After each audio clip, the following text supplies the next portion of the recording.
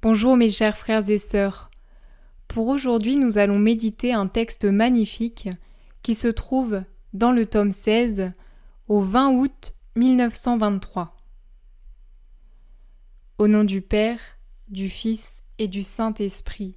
Amen.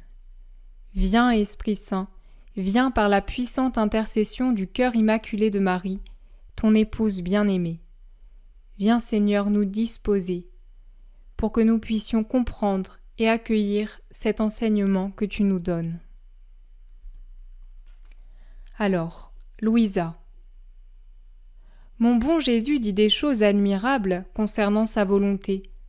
Par exemple, qu'il n'y a rien de plus grand, de plus beau, de plus saint que de vivre dans sa volonté. S'il en est ainsi, combien de choses admirables et sensationnelles je devrais accomplir, même extérieurement. Cependant, je ne vois en moi rien de gracieux ou de frappant.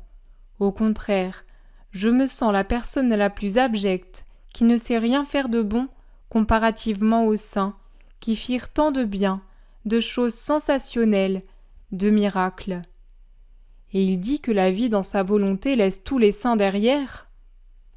Pendant que ces pensées traversaient mon esprit, mon Jésus bougea en moi, et dans sa lumière habituelle me dit : alors je passe un petit peu. La sainteté de la vie dans ma volonté est plus que le soleil. L'âme juste et totalement ordonnée dans ma volonté est plus qu'une armée en rang de bataille. Son intelligence est ordonnée et rattachée à l'intelligence éternelle. Ses battements de cœur, ses affections, ses désirs sont marqués par des liens éternels. Ses pensées, sa volonté et tout son intérieur forment une armée de messagers remplissant le ciel et la terre, et sont des voix éloquentes et des armes prenant la défense de toutes les créatures, et en tout premier de leur Dieu. Elles font du bien à tous et forment une véritable milice céleste et divine, sans cesse à la disposition de la Majesté suprême, et toujours en état d'obéir à ses ordres. Considère ma maman. Elle est le parfait exemple de la vie dans ma volonté. Son intérieur était totalement plongé dans le soleil éternel de la suprême volonté. Devant être la reine de la sainteté des saints et la mère de toutes les créatures, en faveur de qui elle devait porter ma vie et par conséquent tous les biens, elle était comme dissimulée à l'intérieur de tous, leur apportant mes biens sans se faire reconnaître. Plus que le silencieux soleil, elle apportait la lumière sans parole, le feu sans clameur, le bien sans s'afficher. Aucun bien n'est venu sans elle, aucun miracle ne s'est accompli sans passer par elle. C'est fou de se dire que tous les biens qu'on a reçus dans nos vies, tous les miracles, donc tous les miracles de l'Évangile, tous les miracles des saints, sont passés par les mains de la Vierge Marie. C'est fou. En vivant dans ma volonté, elle y demeurait cachée. Elle était et est toujours à l'origine des biens de tous. Elle était si ravie en Dieu, si fixée en la divine volonté, que tout son intérieur nageait dans la mer de cette éternelle volonté. Elle connaissait l'intérieur de toutes les créatures et y plaçait son propre intérieur, dans le but de tout y réordonner en Dieu. C'est précisément l'intérieur de l'homme, plus que son intérieur, qui avait besoin d'être refait et réordonné. Ainsi, la majeure partie de son travail devant s'accomplir dans l'intérieur de l'homme, il semble qu'elle aurait pu ne pas se préoccuper de la partie extérieure. Cependant, elle se préoccupa tout autant des biens extérieurs que des biens intérieurs. Il semblait extérieurement qu'elle n'accomplissait rien de grand et de sensationnel. C'est vrai que dans l'Évangile, en soi, il y a très peu de choses sur la Vierge Marie.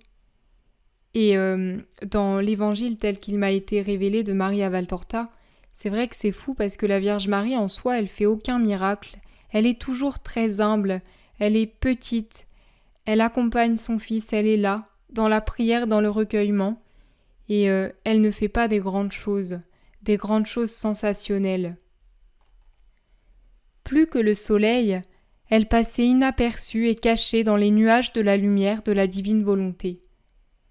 Ainsi, les saints firent apparemment des choses plus sensationnelles que ma propre maman. Cependant, que sont les plus grands saints comparativement à elle ? Ils ne sont que des petites étoiles comparées au grand soleil. S'ils sont lumineux, c'est à cause du soleil.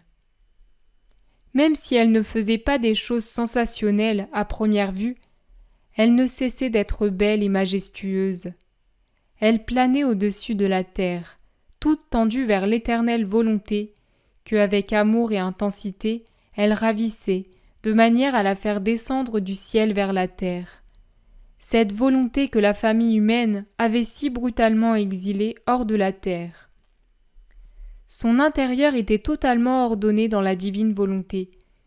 Tout ce qu'elle faisait, ses pensées, ses battements de cœur, ses respirations, étaient des liens charmants attirant le Verbe éternel sur la terre. Et elle gagna son pari en faisant le plus grand des miracles que personne d'autre ne pouvait accomplir. Je trouve ce passage très encourageant parce que le Seigneur ne nous demande pas de faire des choses sensationnelles, des miracles, de vivre des expériences extraordinaires pour lui plaire. Non, en fait, il nous demande juste nos petits riens, nos petits actes, manger, marcher, dormir, travailler, penser, prier. Bref, tout ce que nous faisons, il nous demande de le mettre dans la divine volonté, de laisser la divine volonté agir à travers nous, comme l'a si bien fait la Vierge Marie.